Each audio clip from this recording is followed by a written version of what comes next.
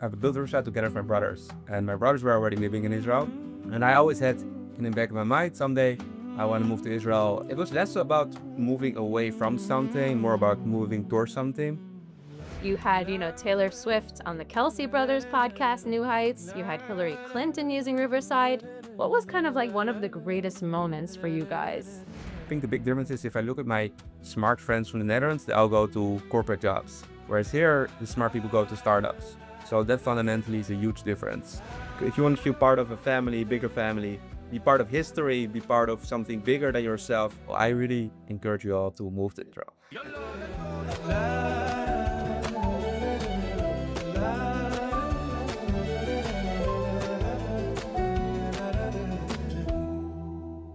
Welcome back to another episode of Yalla, Let's Go, the podcast that Abbey and I started to remind ourselves why we decided to make Aliyah and live in this country, and maybe also remind all of you.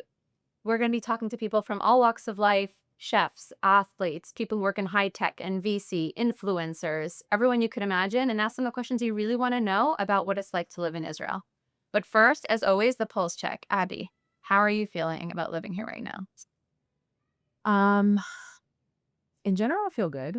We're going to talk not about Israel for a second. I just want to point out that the Golden Globes, which happened for the first time, had a podcast category, which relates to our guest today, but also I think it's opera that they didn't invite us. I know, next year. Okay. Next year, we're going to win. Yes. Don't forget us. But I feel excited that we're building a podcast around the story. So that was just kind of what I was thinking. Cool. So apropos podcasts, we have with us today Nadav Keyson. Thank you so much for joining us. Nadav is the CEO and co-founder of Riverside, the very awesome podcasting platform that we've been using here at Aleph for a few years already for Invested and among other podcasts. Thank you so much for joining us. Yeah, thanks for having me. So Nadav, tell us your life story in less than a minute. So basically, I grew up in the Netherlands, grew up in Amsterdam, lived there almost my entire life. And until 4.5 years ago, I moved to Israel. I've been building products since I was very young. Most of the projects I did was together with my brothers. And from one project to another project, we ended up building Riverside.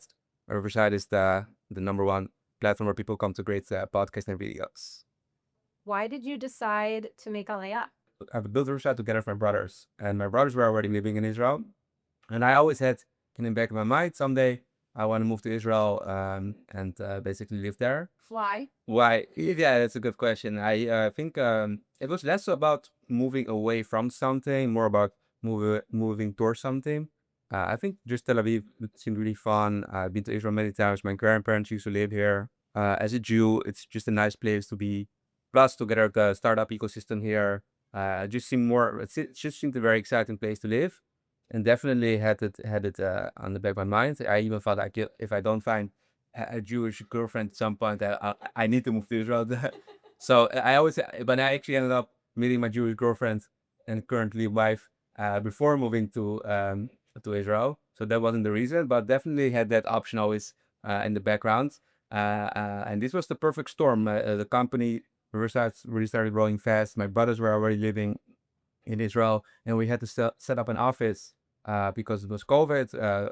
And me and my brothers were remotely, but we knew at some point we wanted to set up an office. So it was either Amsterdam, Tel Aviv, or maybe the States, because I live an American passport as well.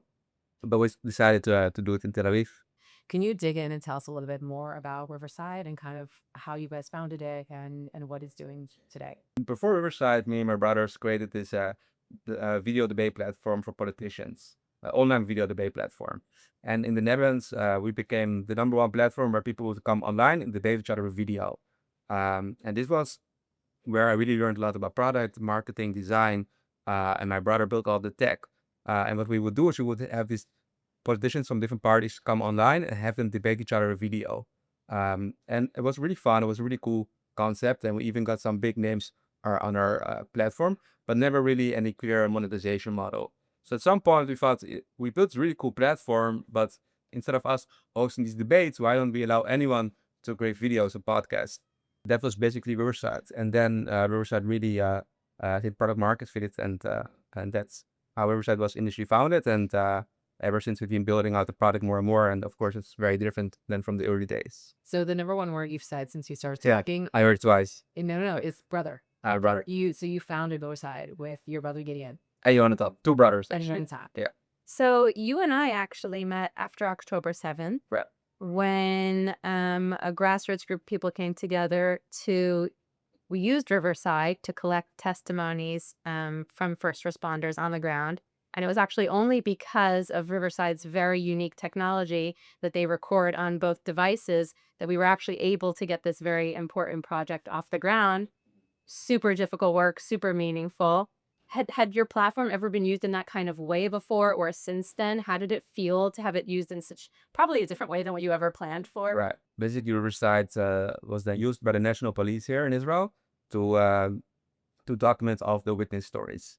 So I think for us, it was definitely something we had never thought about.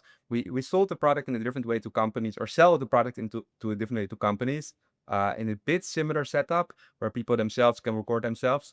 But now we had to build a whole custom workflow. I think for us, it felt great to be able to do something meaningful, because after October 7th, it's like, okay, everyone kind of felt like you want to do something, right? You want to be useful, want to be helpful. So I think that's why we really jumped also on this opportunity to help in some small capacity the situation. So it was very unique and very special. After that, I don't believe it was used like that ever again. It didn't become a new business point for us, but definitely was really cool. Even we worked together with Noah Kiel to basically get more attention for the project. I think it was very special for Riverside. Yeah. You've also had some really big names on your platform. You had, Taylor Swift on the Kelsey Brothers podcast, New Heights. You had Hillary Clinton using Riverside. What was kind of like one of the greatest moments for you guys? Probably was actually just our very first paying customer. Actually, my wife reached out to this person, this influencer that she was following, and she emailed her like, "Hey, introduce Riverside." And that was like a big milestone for us at Riverside, or for me and my brothers, because up until that moment we were always working super hard without making any money. And it was the first time, if anything, we had to pay people. This is the first time we made money. On paper, actually turned out later on she scammed us, the influencer. But for us, it was still a milestone, and it was a huge momentum driver. What advice did you have for other CEOs who are considering building or founding companies in Israel? So I think there's many reasons why you won't succeed, but I think Israel is a great place to just try it and go for it. I got all the introductions made to people. I really just went out myself on LinkedIn, started recruiting, started reaching out to great people.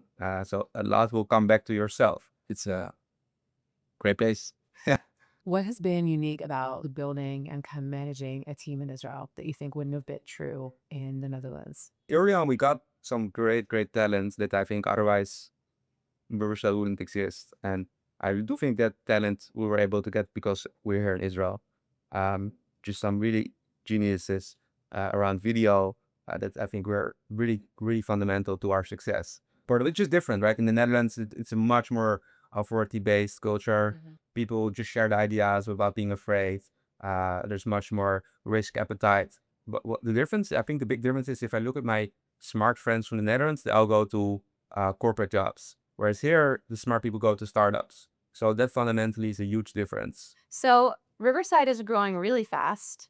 Have you considered, I might need to go move to the US or move back to Europe to continue building and growing my company from there as its CEO? I have never considered going to the US.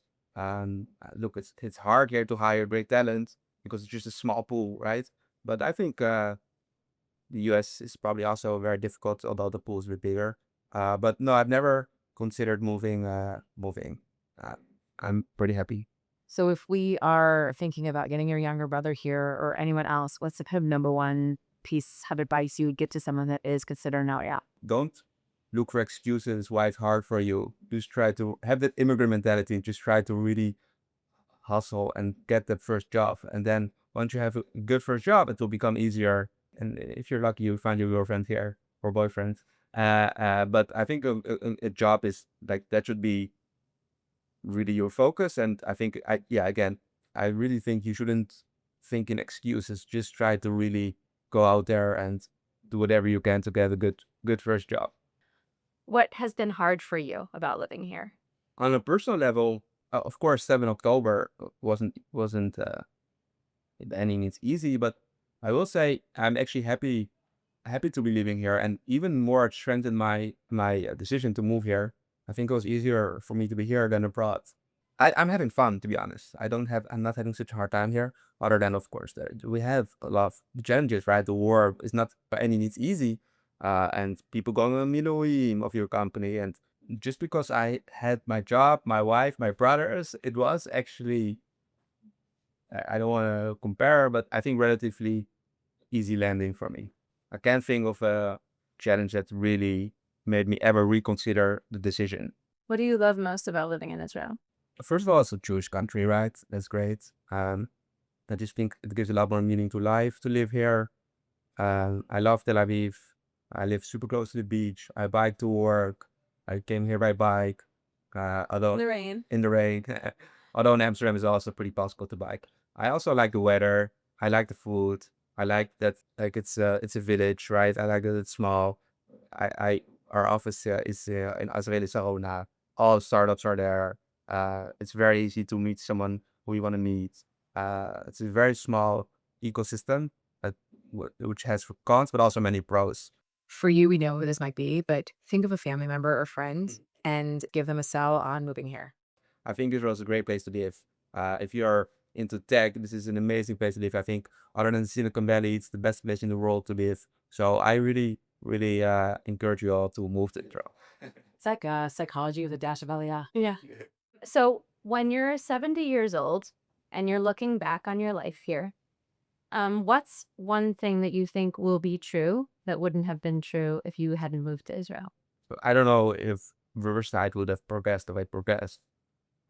So I think moving to Israel had been really good for us, for Riverside. So not sure, maybe it would have been still decently successful, but not as successful as we are. I think my life would be maybe feel way more empty and less fulfilled. I definitely do think that's true. Like, just it gives a lot more fulfillment, a lot more meaning. That's been great. Yeah. So now we're going to ask you some rapid fire questions. Answer very fast. Favorite Israeli food or snack? Yeah, I loved China. I started eating a lot more meat here. What is your favorite Hebrew word or slang? Yalla. Works for us. It's perfect. What's the thing you miss most from the Netherlands? My parents are still there, so obviously it would be nice to have my parents around, but they're also planning on moving here. What does Shabbat or Saturday look like for you? It's just eating together with my family. Yeah. What's your favorite only in Israel story? In one sentence. Actually, I have a funny one. I was sitting in the doctor's office, and I have my Riverside bag. And this guy next to me is, oh, Riverside.